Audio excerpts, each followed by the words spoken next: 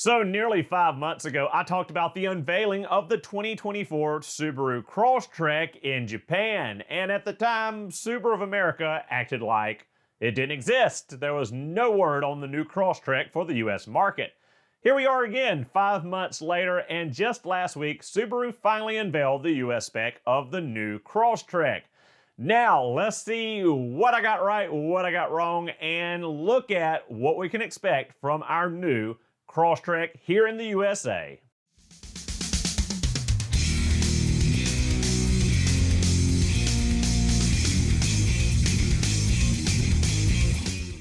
So here we are, 5 months after Subaru Japan unveiled the new Crosstrek, Subaru of America has finally unveiled it like it's some brand new surprise.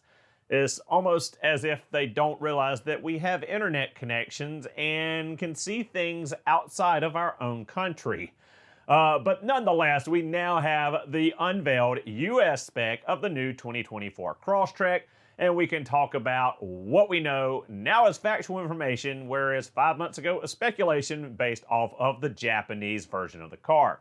Now, overall, the same dimensions, exterior and interior styling are pretty much the same, whether it's Japanese or US spec. There are slight differences with the trim on the US models. The big difference, though, is under the hood as far as engines. Now, the Japanese version, as we talked about in the previous video, is going to be getting an E-Boxer engine, which has yet to be unveiled for US market. So for the new 2024 Crosstrek for US sales, we will be getting the same old same. We're getting an FB20D and an FB25D, 152 horsepower, 182 horsepower, the same engines that we had for the last, several years at least, since they added the 2.5 liter option to the range.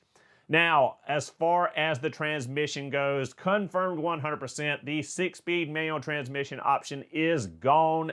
No longer can you shift your own gears and push in a clutch pedal on your new Crosstrek. It will be CVT only. I know that discourages a lot of you, but you know, that's just the way Subaru's going. They want to force eyesight into everything, and they just pretend like they can't make eyesight work with a manual transmission. So they force you to have a CVT.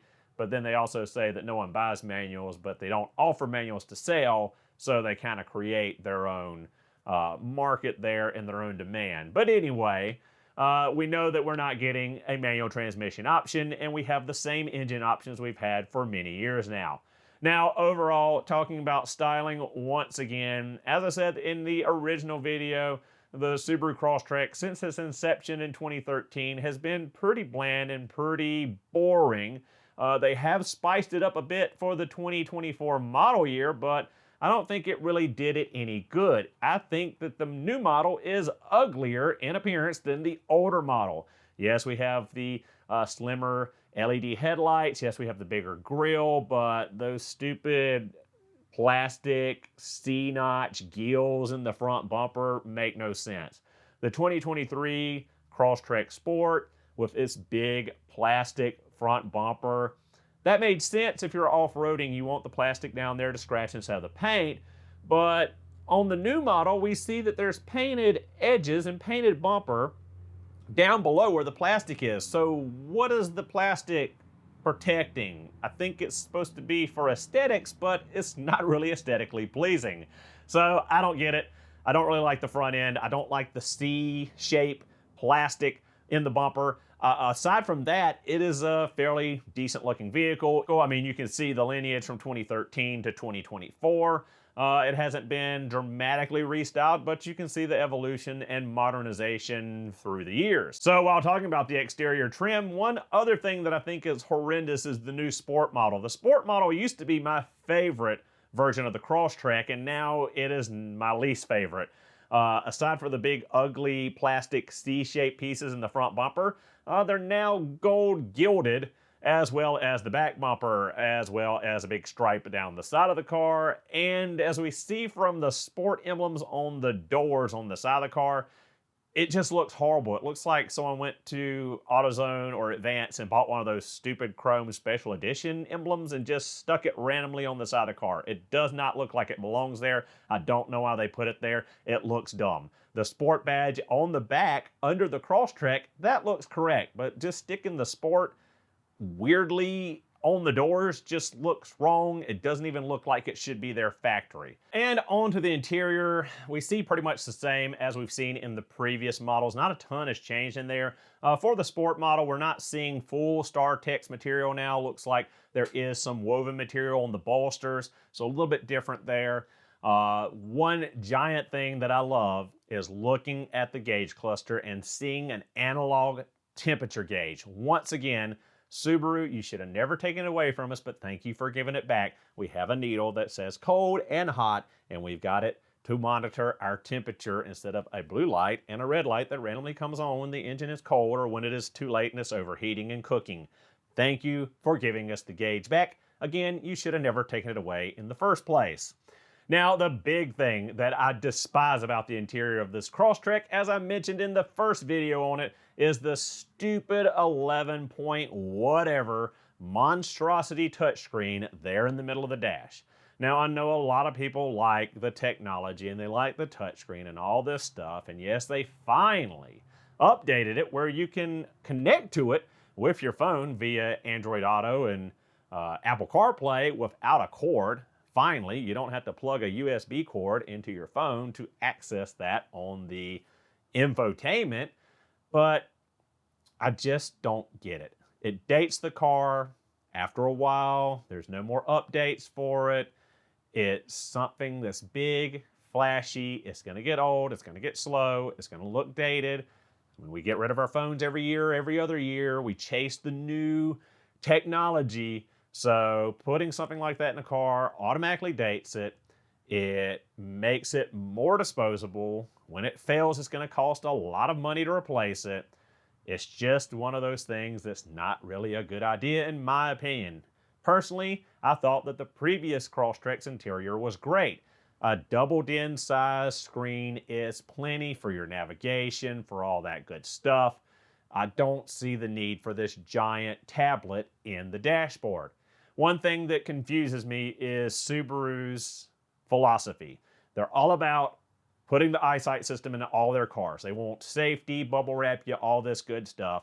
They got the new eyesight system that now has 3 cameras to the front. The old 2 stereoscopic cameras are still there, but they've now added a wide-angle camera in the center of the windshield lower that is better at detecting pedestrians and cyclists and for low-speed stuff in cities, which is great. Good on them for adding that.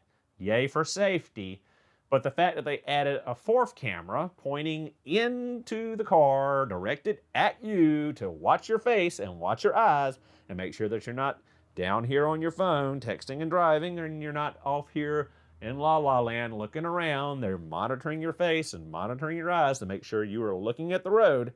But they put this big honking distraction, this big 11-point whatever, iPad Pro essentially, in the middle of your dash.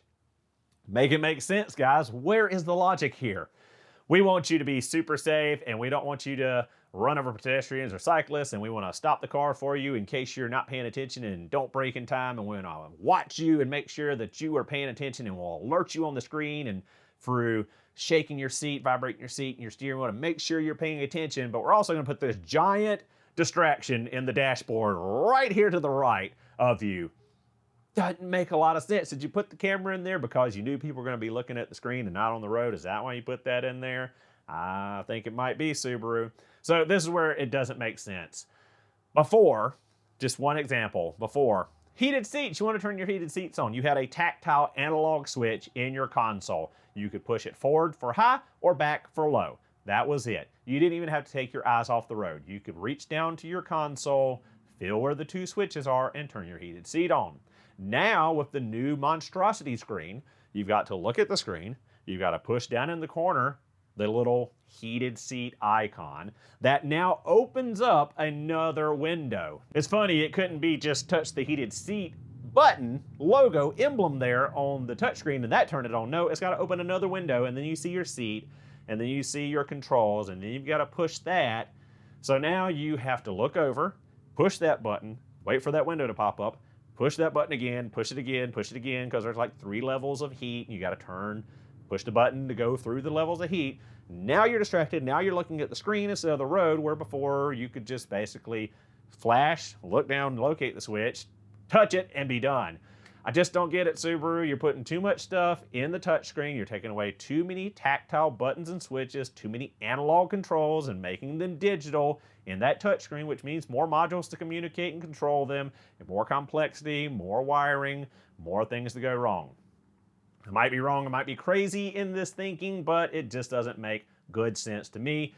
Guys, let me know in the comment section what you think. Is the touchscreen a positive or a negative? Is it something that you want, or is it something you wish they really didn't shoehorn into the Crosstrek? And that will bring me to my final point on the new Crosstrek, and that is this. Do you think that all these advancements have made the Crosstrek a better Crosstrek or a worse Crosstrek?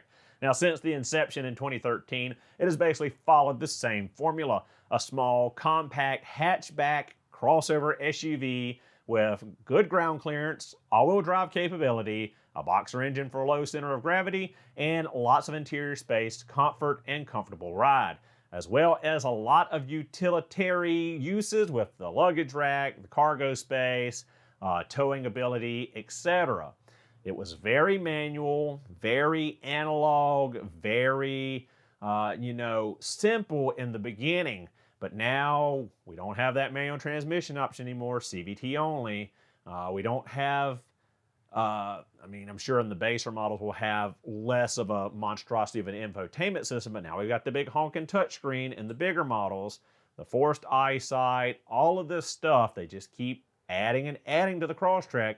Is this making the Crosstrek a better Crosstrek, or is it making it worse? Does the formula for Crosstrek and its success and those people that want to buy it, do they really want all this extra stuff that Subaru's putting into it, or do they want something more basic and more analog and less technological? So one more thing, and I will let you be.